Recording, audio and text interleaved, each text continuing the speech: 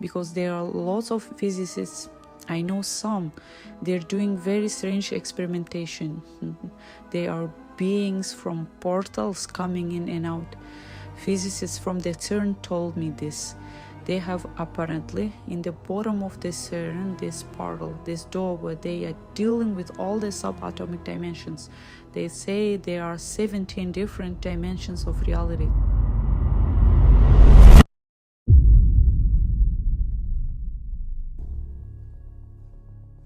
There is a decades-old mystery stretching from ancient Libya to the heart of the United States, where beings once confined to folklore now seem to be deployed as instruments of modern combat.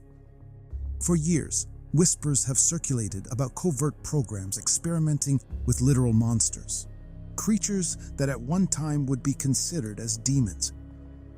According to these theories, sightings of canine-like entities near high-security installations suggest the deliberate engineering of terrifying chimeras, blending human and animal genetics. Some American fringe researchers allege that these creatures have been weaponized and unleashed in their own remote national parks across the US for experimentation, before being deployed overseas to regions like here in the Middle East, where they might be misinterpreted as Djinn or ghouls.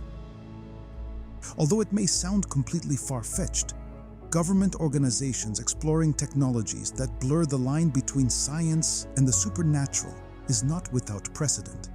From 1940s Germany, where they made huge investments into the occult, to 1980s America and their use of psychics to locate ancient artifacts.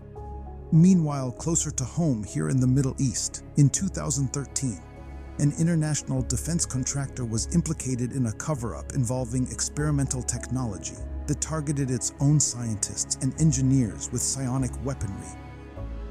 Even today, this very week in fact, in 2024, government officials in the US have faced accusations of working with potentially alien intelligences to develop human, non-human hybrids.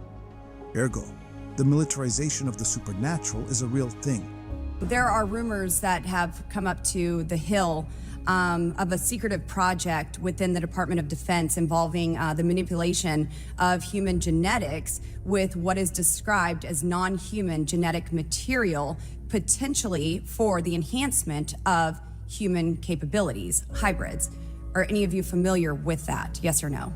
Given this precedent, how far-fetched is it to believe that certain official agencies might be developing literal monsters, werewolves, dogmen, and other canine anomalies as tools for combat, especially when a variation of the topic was even brought up during US congressional hearings? From modern-day Iraq to ancient Libya, we will explore the unsettling legacy of civilian and marine encounters with what we will call the shadow canine phenomenon, and uncovering a potential cover-up to hide its existence.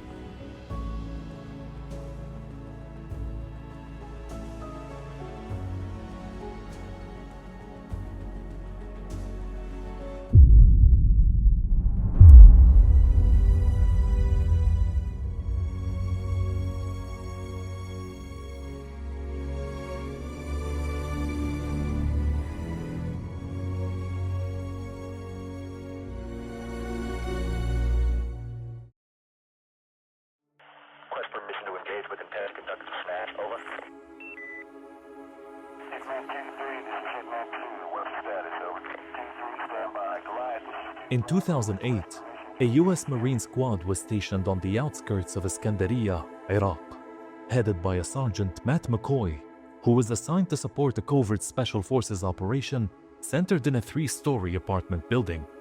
As per standard procedure, McCoy and his team had set up observation posts around the perimeter to prevent any potential escape by insurgents. But around 2 a.m., they encountered something unexpected. According to his account, McCoy saw a large, crouched figure in the darkness, its form roughly human, but with unsettling differences. The figure's limbs appeared jointed at odd angles, and its arms stretched out, balancing as it moved. Initially, he thought it might be a Marine who had fallen from the roof, but as he raised his rifle, it became clear this was no Marine. the figure suddenly leapt, covering nearly 30 feet in an instant, landing on all four before sprinting into a nearby alley. Its size was almost of that of a small horse, and it moved fluidly, like an animal. From the rooftop, other team members glimpsed the figure as it darted across an irrigation ditch and vanished into a field of tall sunflowers. Over the radio, the Marines exchanged confused reports. In the debrief afterward, they shared their observations. The figure seemed to land like a man, but ran like a dog, shaggy, with a visible snout and a lolling tongue. It emitted no detectable heat signatures on thermal optics, despite a clear view. They noted a lingering smell of decay and ammonia. When the Marines returned to question an Iraqi family staying in the building, they eventually spoke to McCoy's translator, describing the entity as a Salat, a female shape-shifting Djinn from local folklore that, according to some accounts, can appear as part human, part beast. Around the same time period, somewhere between 2007 and 2010, in a village south of Haditha, a U.S. serviceman, his platoon's translator, and several residents allegedly experienced something similar. Apparently, an argument had broken out concerning the sighting of what they described as a wolfman spotted on their small farm. According to their account, this creature had been appearing around their property at night, initially on all fours, skirting the perimeter like a predatory animal. However, it would sometimes rise on its hind legs and walk like a human, its movement disturbingly deliberate. This quote-unquote wolfman, as they insisted, had already devoured several of their sheep in an extremely savage manner, but the residents have always hesitated to fire at it, fearing the noise could be mistaken by nearby American patrols as hostile activity aimed at them. Initially concluding that these men were simply referring to a large dog, the soldier's Arabic translator insisted that they believed that it was something beyond an ordinary animal. Even the men's own dogs, usually protective of the livestock, seemed to shrink away, unwilling to confront the intruder. Despite the translator's then dismissive assurances that this was all likely folklore, the serviceman agreed to observe the property whenever he could while on patrol. Days later, the serviceman joined the nighttime patrol to the property, positioning himself and two fellow soldiers on the roof to keep watch. As they waited, the homeowner rushed up to them in a panicked state, urgently beckoning them to follow him to a nearby courtyard where the sheep were kept. There, half hidden in shadow, a large wolf-like figure lurked. He asked his teammate if they saw it too, and they nodded, confirming it looked like a wolf or a dog. Just then, it slipped behind the wall section, emitting a series of unsettling popping noises, as though bones were snapping into new positions. Moments later, the figure emerged standing fully upright on two legs. Without a sound, it leaped the perimeter wall, vanishing swiftly into the darkness beyond, its footfalls echoing unnaturally on the hard earth. With this, the serviceman told the homeowner that if it returned, he should feel free to protect his livestock by any means necessary, requesting only that he be informed should they have another encounter.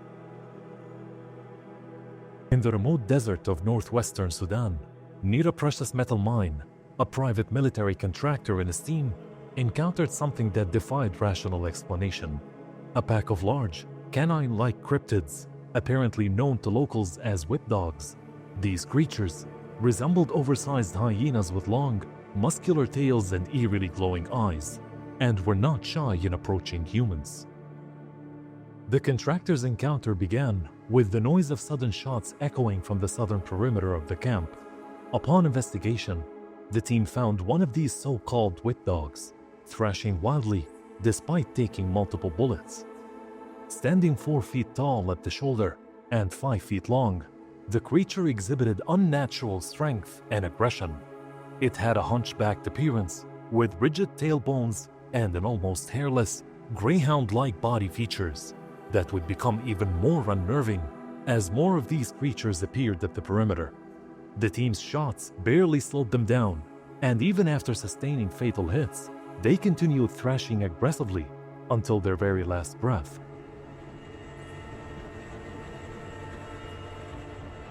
Soon, The contractors were joined by what was described as an environmental hazards team, apparently a specialized unit trained for handling encounters with unusual animals. In recounting the incident, witnesses told these creatures exhibited behaviors resembling a pack with coordinated, eerie calls that seemed almost like a form of communication akin to wolves or hyenas. However, the most striking detail was the glow in their eyes, an effect that some paranormal researchers speculate could be a phenomenon known as biological photoforce reaction, a purely speculative term suggesting that certain animals' eyes might glow in the dark by seemingly supernatural means. So what exactly are we dealing with here? This case study in Sudan, alongside one of the earlier encounters in Iraq, was originally shared with Dogmen and paranormal researcher Jeffrey Nadolny. Now, while Nadolny's Iraqi encounter aligns more closely with Middle Eastern and Islamic Jinn lore, the Sudanese encounter, while being more grounded and realistic, is more fascinating for two key reasons. First, this so-called environmental hazards team seemed unusually familiar with these creatures, suggesting that the military may already be aware of their existence. Second, according to local lore, these entities have a connection to Anubis, the jackal-headed deity from Egyptian mythology who is closely associated with the afterlife. Anubis, depicted as a guardian of tombs and a guide for souls, was revered in regions like Nubia and Sudan, areas known for their dense concentration of ancient tombs and artifacts. Theoretically, these whip dogs could be the result of genetic mutations, whether natural or linked to military experiments. However, given Sudan's geographic position as Egypt's direct neighbor, could they really be connected to Anubis? Or as an Arab Muslim country, could they be a variation of classical Jinn lore? Or perhaps something entirely different? What if many of these modern encounters stem more from the natural world than the supernatural? With advancements in genetic engineering increasing year by year, could these experiments explain the global sightings of human-animal hybrids, adding fuel to the lore surrounding dogmen, werewolves, and WereHyenas?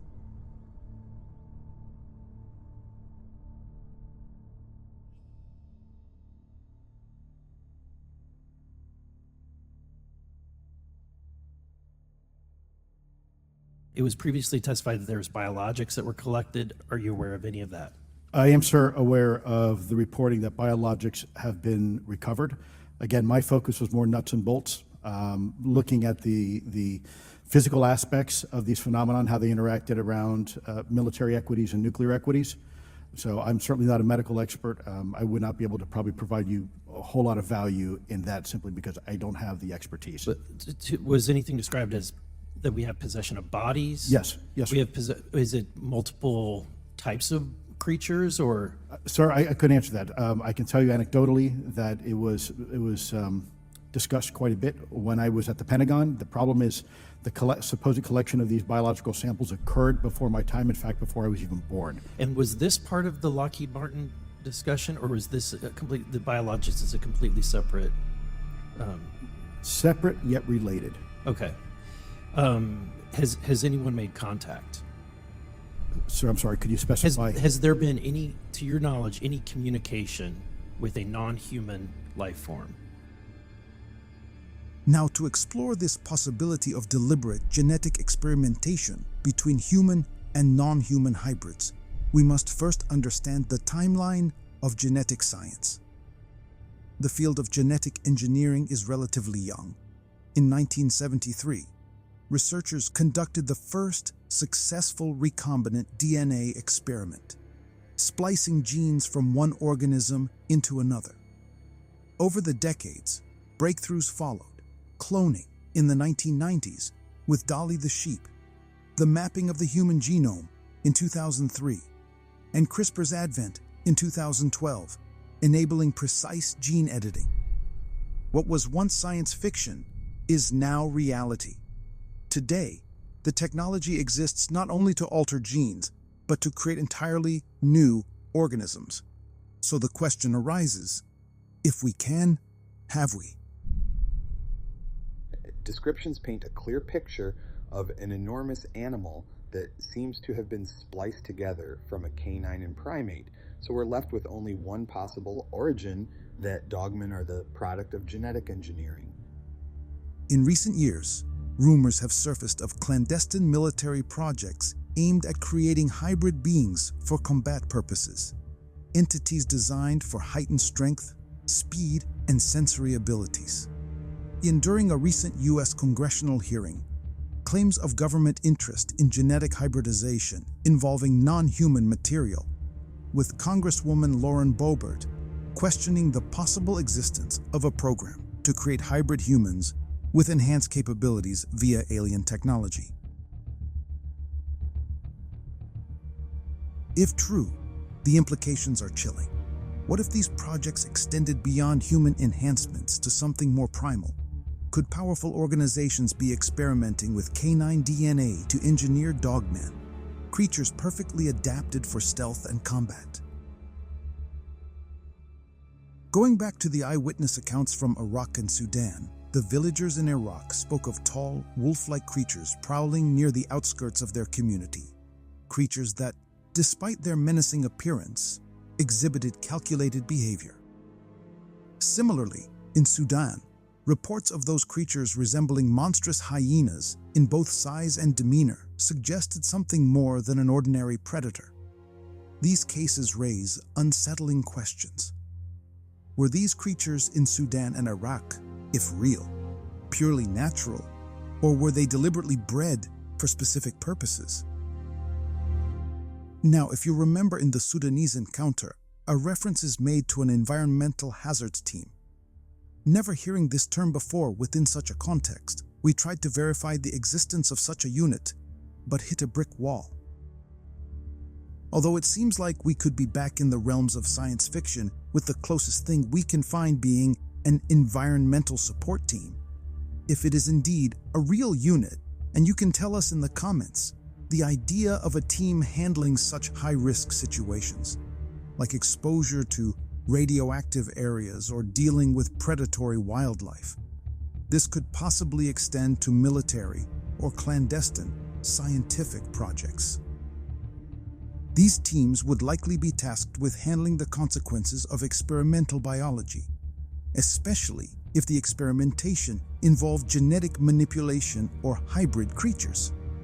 This ties in with the notion of biotechnological experimentation, where chimeras could be bred or engineered for purposes like reconnaissance, combat, and other similar missions.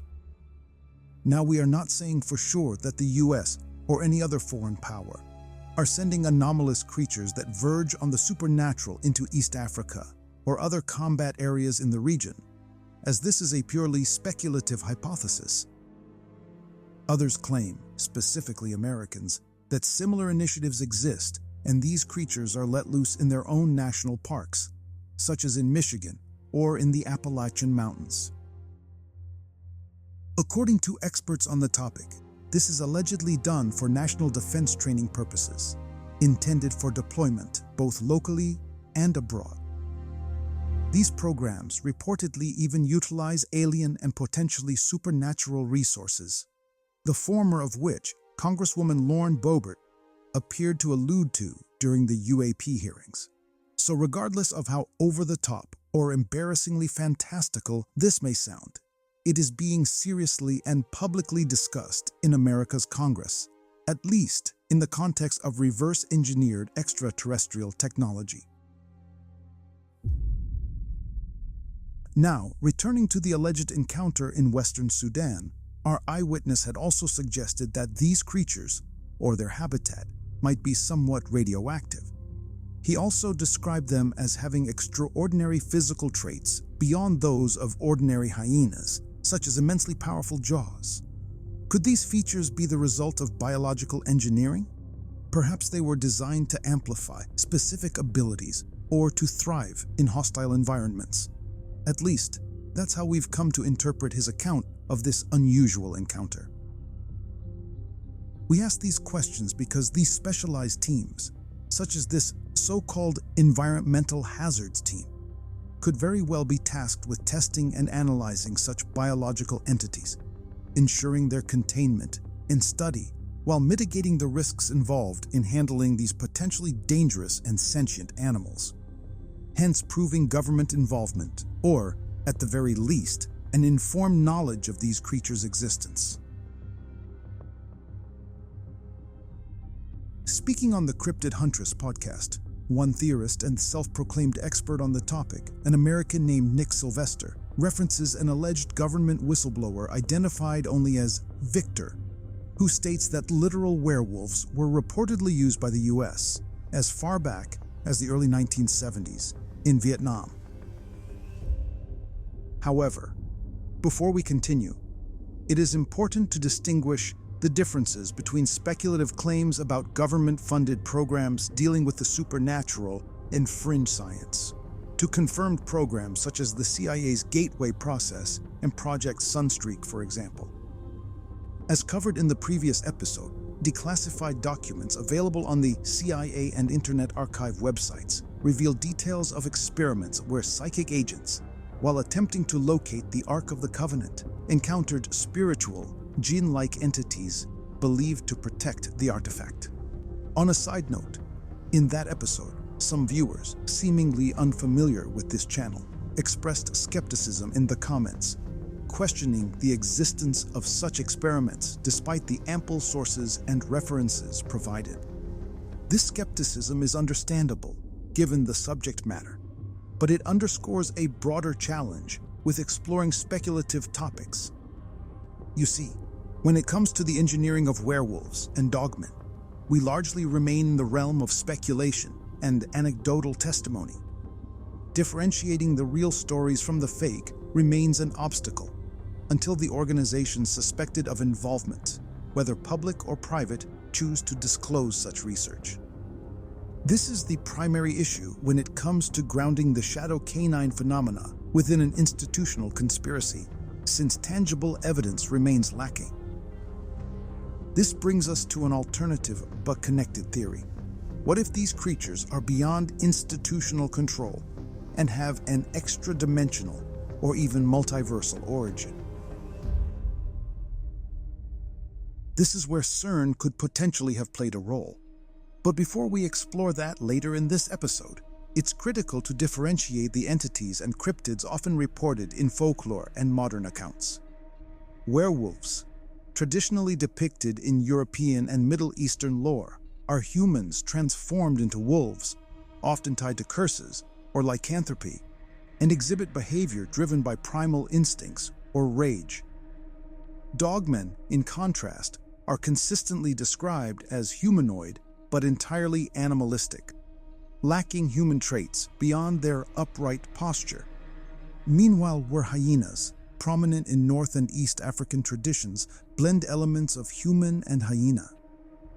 For example, Ethiopian Buddha Bultungen legends describe shapeshifters often associated with blacksmiths, who are said to rob graves or mesmerize victims with supernatural powers. These creatures can transform at will, unlike the werewolf's dependence on lunar cycles, and are often linked to grave robbing or cannibalism. These are all aspects we will come back to in the remainder of this episode. Now, one could argue that if these creatures, or similar ones, have existed in Middle Eastern and global lore for centuries, predating the technology required to develop them in modern times, how do we account for ancient folklore that claims such beings have always been present? One argument suggests that they were engineered by extraterrestrial beings who visited Earth centuries ago, leaving behind creations far beyond the scope of our scientific understanding. Others say that these creatures have secretly existed on our planet this entire time as mere cryptids, but because their numbers are so few, science has yet to officially recognize them. A third theory posits that these entities are Djinn, supernatural beings from Islamic tradition, brought into our dimension. According to this idea, modern science has not only discovered ways to summon these entities, but has also developed methods to capture and weaponize them for unknown purposes. This leads us to the next chapter, the Djinn hypothesis.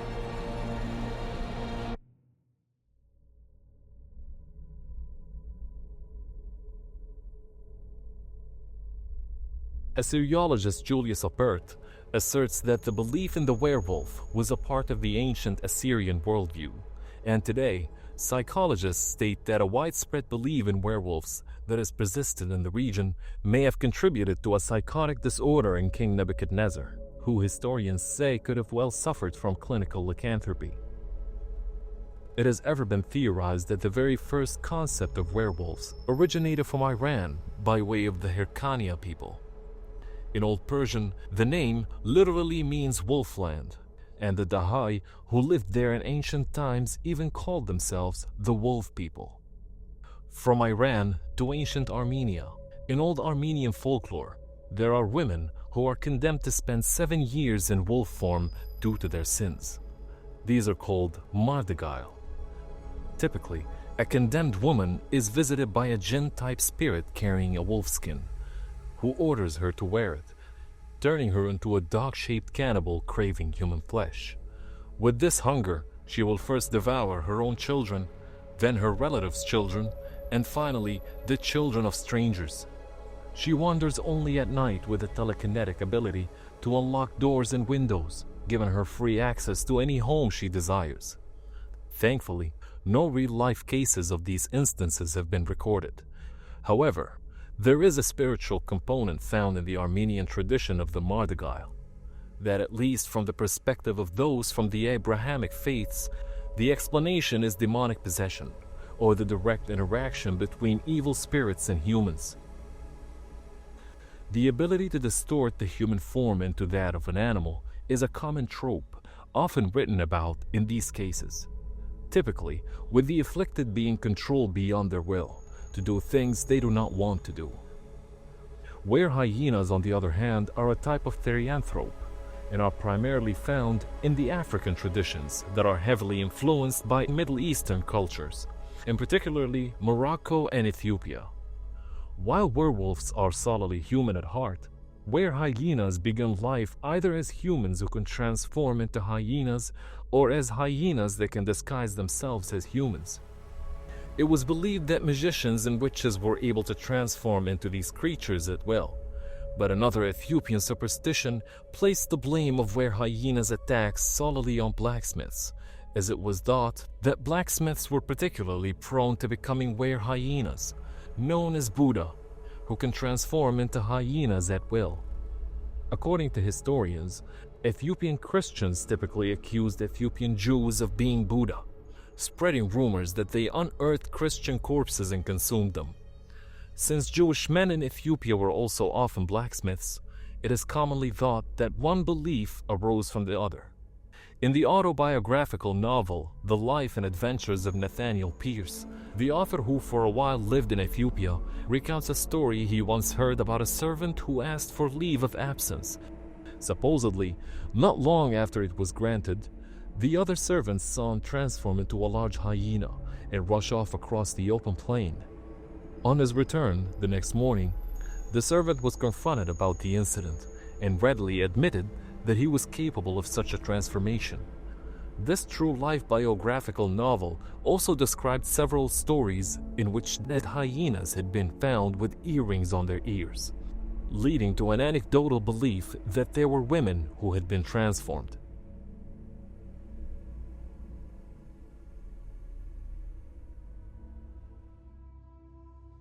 Al-Damiri, a 14th century Egyptian zoologist, wrote in his Hayat al-Hayawan al-Kubra that hyenas are vampiric creatures that attack people at night. Regional folklore adds that they can mesmerize victims through eye contact or even pheromones. Interestingly, possible archaeological evidence in ancient Libya supports these legends. While alleged modern-day encounters in the MENA region are notably rare apart from a scattering of stories that attribute them to the Djinn, ancient Greek sources describe cynocephalic figures, human with canine heads, as actually existing within Libya's deserts, quite often portrayed as animals resembling Anubis. Prehistoric Libyan rock art dating back over 10,000 years also depicts similar creatures in bipedal form, often demonstrating feats of superhuman strength, such as overpowering large animals. However, interpretations of these figures vary. Some researchers suggest they represent gods or shamans, while others propose that they may reflect literal dogmen-like entities. Post the emergence and spread of Islam throughout the region, any being that appears to be anomalous is often rightly or wrongly classified under the umbrella term Djinn, like the Salat, mentioned in one of our Iraq case studies. In Arab lore, the Djinn are spirit-like beings with traits ranging from benevolent to not given a damn, to outright malevolence and hostility, just like humans. However, unlike mammals or cryptids that may arise from natural evolution or even genetic modification, the Djinn are thought to inhabit an unseen world parallel to ours, occasionally interacting with humans by taking a variety of physical forms, including canine-like shapes. But it is more than that, because there are lots of physicists, I know some, they're doing very strange experimentation. They are beings from portals coming in and out. Physicists from the CERN told me this. They have apparently in the bottom of the CERN this portal, this door where they are dealing with all the subatomic dimensions. They say there are 17 different dimensions of reality.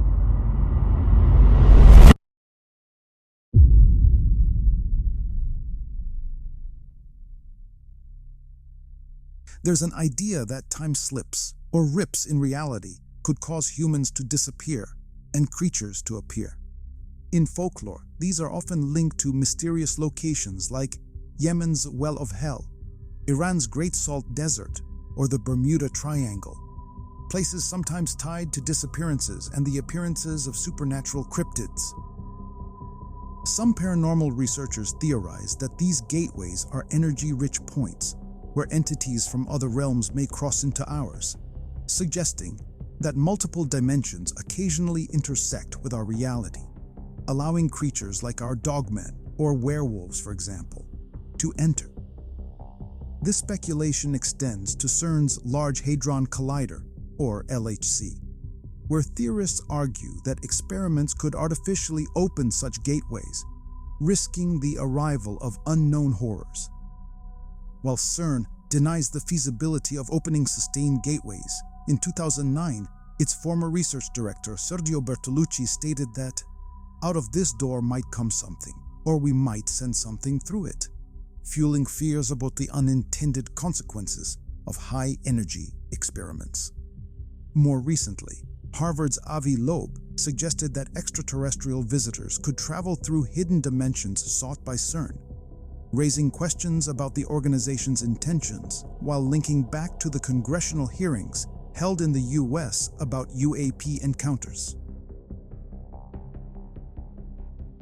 The now infamous fake ritual filmed at CERN in front of the Shiva statue, a deity associated with destruction, has further fueled anxiety, with skeptics alleging it symbolized an attempt to blend science with mysticism to summon beings from other realms.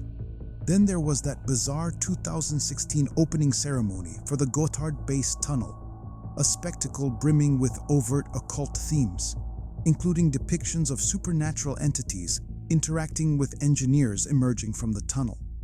While some mistakenly attributed this performance to CERN, others speculated it was less about the tunnel itself and more about experiments conducted via CERN's Large Hadron Collider. Despite the facility being roughly 3 hours away, could their experiments already be succeeding, bringing in creatures from other worlds into our own? Such questions tie directly into multiverse theories, which propose that parallel universes, similar yet fundamentally different, exist alongside ours.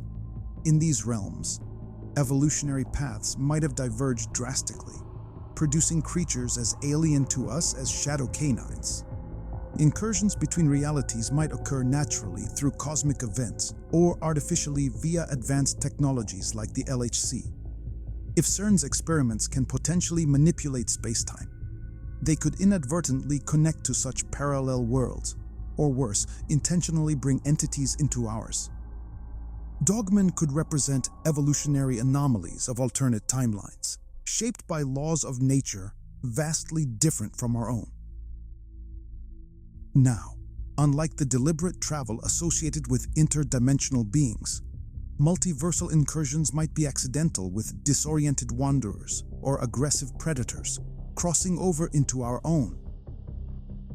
While multiverse theories focus on parallel worlds, interdimensional concepts suggest hidden realms intricately connected to our own. Islamic tradition offers the Djinn as an example of such beings, creatures of smokeless fire existing alongside humans but inhabiting an unseen dimension overlapping with ours. Access to the Djinn realm, according to Islamic scholars and folklore, requires either natural thin spots where dimensional boundaries weaken or rituals that serve as keys.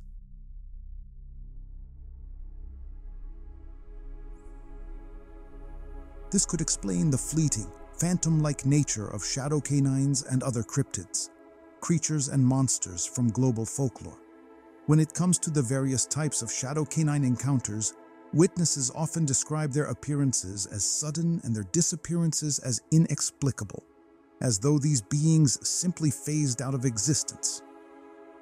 Locations like Jordan's Belly of the Beast Desert or America's Skinwalker Ranch and various other such places are often linked to portal hotspots, areas where the veil between worlds is believed to thin. In these liminal spaces, shadow canines and other such entities could step into our world, intentionally or otherwise. Their presence might be brief but violent, only leaving behind partial or no evidence with tracks that vanish, sounds that fade into the ether, or glimpses of something not entirely solid. Such encounters hint at a dual existence, creatures moving between dimensions in ways we can barely comprehend. Some theorists argue that modern scientific advancements might replicate such gateways.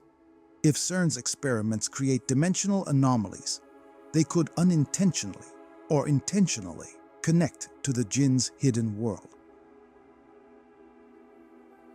Unlike multiversal intrusions, Djinn encounters are often deliberate. Islamic lore describes Djinn as responding to human interference, particularly through occult practices. If true, organizations like CERN might not merely stumble upon these entities but actively seek to summon or control them. Whether cryptids like shadow canines have always existed on Earth, were made in a lab, or emerged from alternate realities or interdimensional gateways, one thing remains clear. Humanity's pursuit of knowledge often ventures perilously close to forces we do not fully understand. Are we unlocking the secrets of the cosmos, or unleashing terrors beyond comprehension? Leave your comment below, and let's debate. Don't forget to like and subscribe, and inshallah we'll see you in the next one, but with more reasonably sized episodes, as these feature-length ones take up too much time to complete.